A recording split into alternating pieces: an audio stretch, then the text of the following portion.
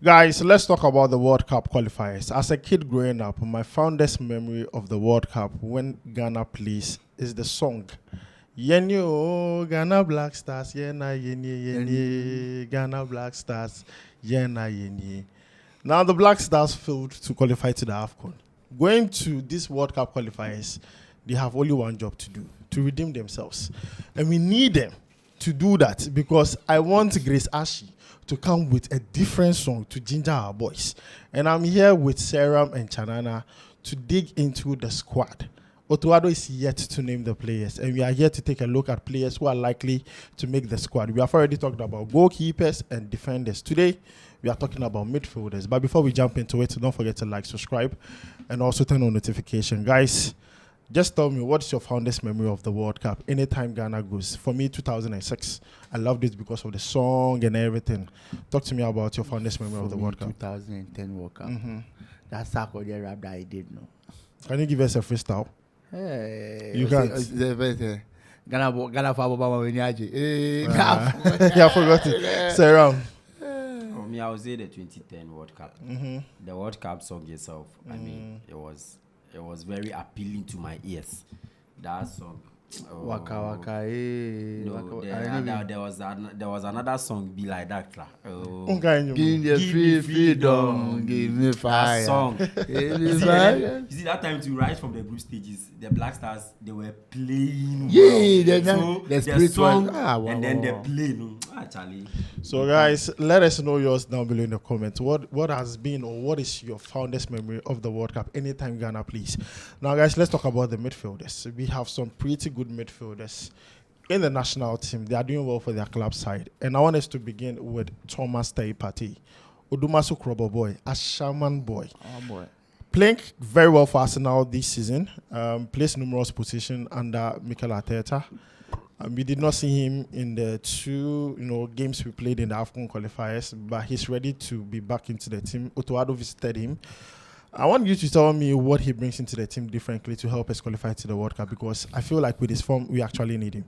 I think Partey brings stability to the team. When you have him at your midfield base, it brings stability because he's one of the experienced players in the team. He has done it so many times. Even though for me, I always have a problem with his performance for the Black Stars. I think he's not always at his best when he plays for the Black Stars, and I will not blame him for that though, because sometimes tactically and other stuff. Because remember the last time I went to the World Cup, his performance when he said he was following instructions by the coach, so you can't blame him. So there's no much to be said. The only thing we are hoping for is these two games. You come and give us 100%. Right. Give us what he gives us now. Come and give us the same thing, and we know we are going to win that game. Right. So guys, you have heard from Chanada, and for me, I've seen Thomas Partey do it before. One of the best games he had for Ghana was when we played against Nigeria. I think in Congo too. The game scored a hat-trick. Hat-trick, yeah. But then against Nigeria, it was a very big game. Thomas Partey really showed up, scored a goal, gave us tickets to the World Cup. I believe we still need him because I said the luck did. No, for Partey. Sorry, talk to me. Thomas Partey. Any day. For Thomas Partey, right now, undoubtedly, when best you look at Europe, when you are looking for midfielders, and then number 6 in Europe, and you don't mention Thomas Partey's name, then I don't know what kind of midfielders you are mentioning. And then as a Ghanaian or as Ghanaians, we should consider ourselves very lucky to have a player like Thomas Partey at this time, because having him in this Black Star squad will be a very, very, very, very good thing for our Black Stars. Like, he will be a very good engine to the Black Stars team. And so I see Thomas Partey coming into this team. And then moreover, as you said, one of the best games he has for the Black Stars was against Nigeria in the World Cup qualifier. And then with that match, he happened to be the captain of that match, and he showed us that yes, I am the captain. That goal he scored was carried the crazy, team to the World Cup. To the World Cup. So I see Thomas Partey doing wonders for us, like as how he's doing for us now. This season. So guys, let me know your thoughts about Thomas Partey inclusion to the squad. I believe he makes the squad. Now let's talk about Mohammed Kudus. Now Mohammed Kudus this season is not going too well, but I believe he's a player that no matter what it is, on any day, any given time, he still performs for you. He's the face of the Black Stars currently. And Mohammed Kudus, I mean, first of all, let's talk about the kind of position he plays. For club side, normally as a winger, but he comes to the national team and takes on that number 10 role. Do you think it affects him anytime he plays for the national team? For me, I don't think so. I think Kudus as a national team, he has given us so many good performances. He has given us joy, as we say. He has given us joy. Recently, some things are not going on well, and we know he's human. So after all, there'll be a slight dip in form because he's young too. He's now getting to his peak. So Ghanaians too sometimes relax patience and relax for him. The boy will deliver. He has done it, and we know he can. He has done it. Speak to Ghanaians. Tell them again. They should relax for the boy. The boy is very young, 24 years, and it's not easy for a 24-year-old to be the star boy of a national team and carry the whole nation. And he has done it. And the World Cup, we saw what he did for us. He has done it so many times. So when the things are not going on well, the best we can do for him is support him because Kudus is young. He has so many. I think he has about 10 years to give Ghana. So we should relax. There are more things that will come that Kudus will bring us more joy, and we hope. But Chad, we are begging them. Oh, Kudus will score. Chad and Madagascar. Kudus will score. Or someone Kudus will score. Because we forgo that Canada, Mexico, then US. I say Kudus, my friend. He will score. I get some girl before US. I forgo. I will call Kudus. He will score for you. Make no worry. Beg them. Make they do give you. Saram, talk to me about Kudus. Mohammed Kudus. No, easy. There are certain players, if they hail from your country, you should be very, very, very thankful to God that they were giving birth to in your country. Mohammed Kudus. Even some of the European teams cry. If they wish. Brazil right now, they'll be calling him Kudus Dino. Easy. You understand? Or Kudusia. You understand? So easy. Kudus happens to be our star boy, the face of the Black Stars team currently. And then, even though things are not going on well for West Ham this season, but Mohammed Kudus is an exception. Sometimes when West Ham plays a bad game, I put him aside, I set him aside, and then give it to Bowen, Paqueta, and yes, because it will be very difficult for Kudus to give you a bad game. Even if the team is not playing well, he as an individual, he has that skill, he has that ability to perform alone. Even if the team is not performing, you see that Kudus alone can handle the ball, like from his half, dribble pass, and go and score. I'm not cutting you out. Let's just talk about this like 1 minute. When you come to Ghana, a lot of people say, Kudus holds on to the ball for too long. And because of that, before maybe the striker will move, maybe Inaki Williams and those who move, and offside, understand. But then at club level, he does exactly the same thing. Scores goals, and you are like, champion player. He's doing well. Look at the goal he scored against Freiburg in the Europa League. Champion player. Do you think we are just being too hard on Mohammed Kudus? Looking at the way the style of play, he has for the Black Stars. See, the problem with Africa and Ghana as a whole is when things are going well, they will pretend as if they are not. They will pretend as if they are not seeing it. But immediately things 1-0, then they will start pointing it out. That was the way he was playing when he was scoring for us, and no one came to complain. But when things were not going on well, they are just looking for a scapegoat, trying to blame Kudus ahead because he has been holding on to the ball. It's like those times, I tell them that Kudus started doing this thing for the past 5 games. That is his playing style. That is his unique style of playing. The only thing I think sometimes he's human. Sometimes he over-elaborates a bit or hold on to the ball a bit. But that is his playing style, I think, and his instructions from the coach. Because every team needs a player like that, so that you can hold on to the ball well and draw players to you and can give the pass. Sarah, talk to me. You see, most of Ghanaians, they watch football. Like they don't have the technical eye to watch football. We are coaches, so 3 million coaches. The Ghanaians are low coaches. Then they should give their team to them to coach. No, but I'm not going to support. No, most Ghanaians they don't watch football with that technical eye. You see, Mohammed Kudus, that's his signature, that's his style of play, and that's what he has been doing over and over again. You can't say that because the team is not playing well. And then, mind you, if Black Stars is playing, you don't want the win more than the player himself. And you don't want the goals more than Mohammed Kudus. So you see, sometimes when the team is struggling, out of frustration, he wants to do what he does best. But in an attempt to do that, he overdoes it. So you think that, he's not doing well. Like, let's say Black Star is having a bad game. Kudus, his signature is that he holds on to the ball, draws players to him, creates space for the other players, and then he releases the ball. So when the team is not playing well and then he's holding on to the ball, because the team is not playing well, he wants to hold on and create that space. You understand? So in so doing, you know, maybe they will eventually take the ball from him, and then it will result in a goal for the Black Stars or something. A goal against the Black Stars, and then people will start saying, "Oh, kita ball che, and on passing my wine." The team is not playing well. Passing will be crying. It won't play anything. So Ghanaians, please have that technical eye. I mean, technical. See, in every team, before the opponent will come, they look for the best player and attack the player. So I mean, it's normal. Now let's move away from these two players and talk about Elisha Owusu. He has been around the squad for quite some time now. Plays for AJ Oxford. Not a bad player in my own opinion. I feel like he makes the squad. Looking at this season, he has played numerous games for AJ Oxford. Has been a key player for them. And Addo during his travel and tour, visiting and checking out on players. I mean, he has also gone to check up on him. And I feel like he makes the squad. But then, I mean, this to Chanana. Let Chanana handle this for me. Elisha Owusu, do you think he's a player that complements our midfield, or we should look for that third wheel to help Thomas Partey and Mohammed Kudus? No, you see, Elisha Owusu has been playing very well for the Black Stars. If you are most of his games that he played for them, he has done very well. Quite recently, I've been impressed. I'm not going to lie. You see, Ghanaians don't have a problem with him because his style of playing the holding midfield is a bit different too. So you understand. So I think when you normally double pivot, they play him with Partey or other stuff. So he has been doing, because I think Salis was the one, but now Salis is a bit injured and he has been out of the team for quite some time. So now Elisha Owusu is the one who is replacing Salis, and he's doing it very well. He has experience too, and he has been with the team, as you say, he has been with the team for quite a long time. So experience and other things will come in. So I think Elisha Owusu we can't take him out unless he's injured, because he has to be in the midfield. Okay. So guys, you have heard from Chanana. Let me know your thoughts about it. I feel like Elisha Owusu makes the squad. For the Black Stars, he isn't bad at all. But then in the last few games we played, he was paired with Ibrahim Sulemana of Atalanta. This player hardly gets regular playing time, but then no matter what, still Otto calls him up. And I think I know the reason why. We don't really have an aggressive DM like that out there. And I think Ibrahim Sulemana has shown us, when playing for Hellas Verona, he has shown us what he can do. I mean, with the Black Stars, when he had the opportunity, you go see a little bit of Antoniana Kakra, Wakasu Kakra.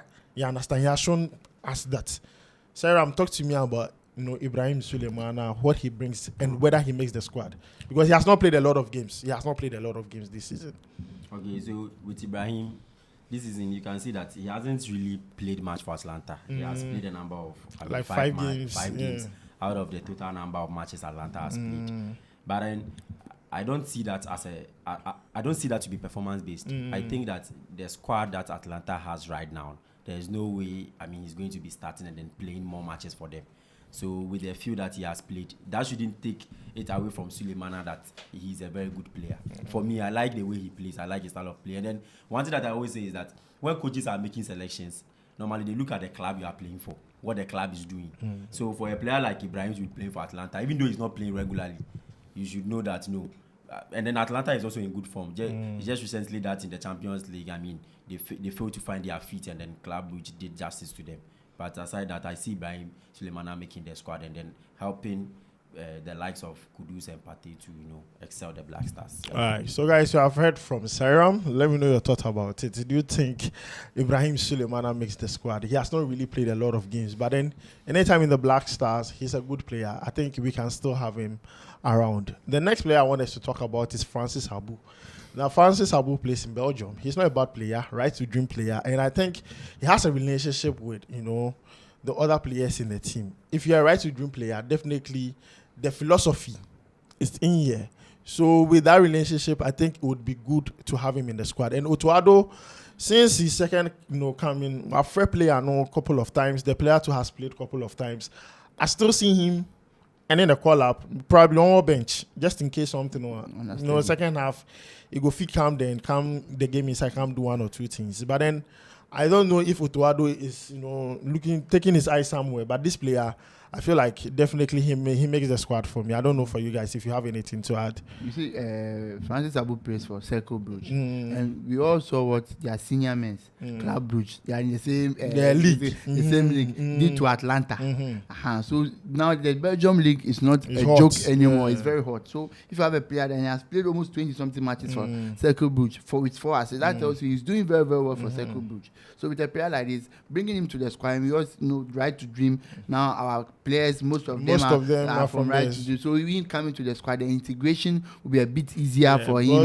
Most of the philosophy are the same. Yeah, so it will be very easy for him to integrate with the squad because what's the name? Kudus is from right to dream and all that stuff. So with him like this, I don't think there's if the coach believes, since you said the coach has called him a couple of times and he has played also a couple of times, I think with his form, the coach can call him to the squad. At least with Partey and all that stuff, when you have him on the bench, you also have a reliable player on the bench because every good team is made up from the bench. All right.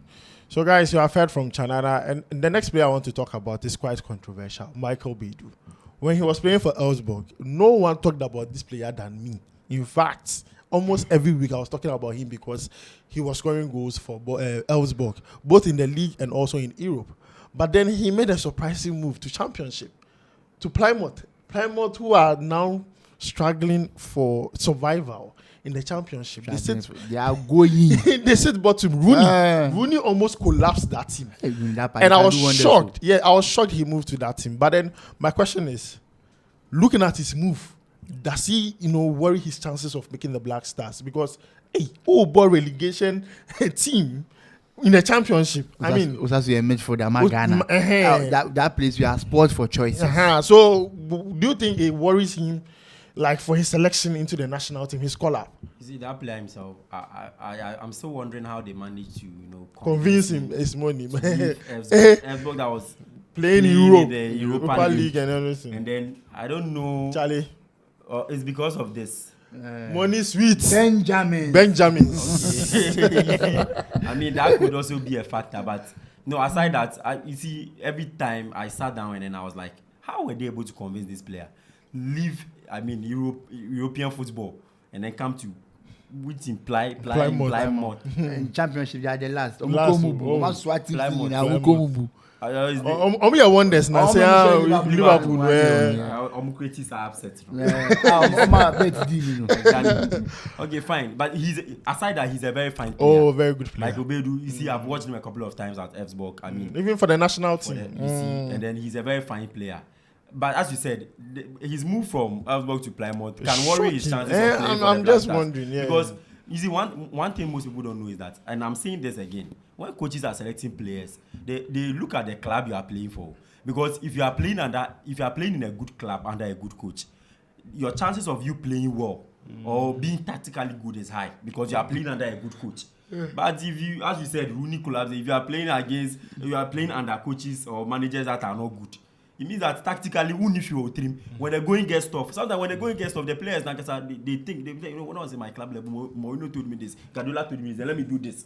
You understand? And then they do it and then it helps the team. So Michael Baidoo is a fine player, but I mean, he moving to Plymouth, it can worry his chances of getting called up for the Black Stars. So guys, you have heard from Sarah Ahmed. Let me know if you share the same thought. Do you think Michael Baidoo's move to Plymouth actually hinders his chances of ending the call-up to the national team? Now, I want us to take a look at another player that his call-up might be controversial in my own way, Salis Abdul Samed. Yeah. He's on loan at Sunderland in the Championship, and a lot of people believe the reason why he left Lens is because the coaches believe that he's not meeting the standard, or there is another player doing well more than him, so he wasn't getting regular playing time. So in search of playing time, he went to Sunderland. But when he got to Sunderland, injuries. He got injured. Yes, but now he has returned back from injuries, and he has played like 6 games and 201 minutes, which to me is not enough.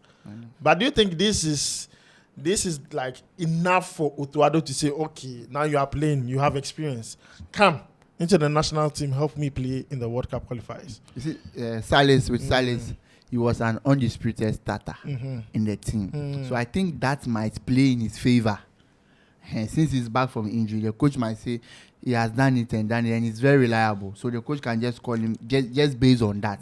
But for now, his form, I think, coming from the injury was, I think, a 2 or 3 months injury. So it's a bit long-term injury. So he's now picking up a bit. That's why his minutes in Sunderland are not that much compared to when he was playing at Lens and he was always in the lineup. So I think if the coach will call him based on his reliability, because first, whether you like it or not, he was very reliable for the Black Stars. When you have him as the number 6, you are always guaranteed because he's very compact, he's very serious, tackles well, win tackles, goes into duels and other things. So with that, I think because of because of that, the coach can say, oh, let me call him because he has done it and I know what he can do. Right. But if it's based on his performance now and then, I think we'll not get a call up. Okay, so the next player I want to ask Sarah about is Majeed Ashimeru. Majeed Ashimeru, any day, anytime, my guy be that. That number 8 position. They play ball. They play. But you see the injury. That's my problem. The injury is not good. Today, tomorrow he's injured. The AFCON, anytime he's out, that is it. We have problem. But then now he's fit, he's back. And some few games he played for Anderlecht. He played some with their junior team, senior team, Nana friend Kakra.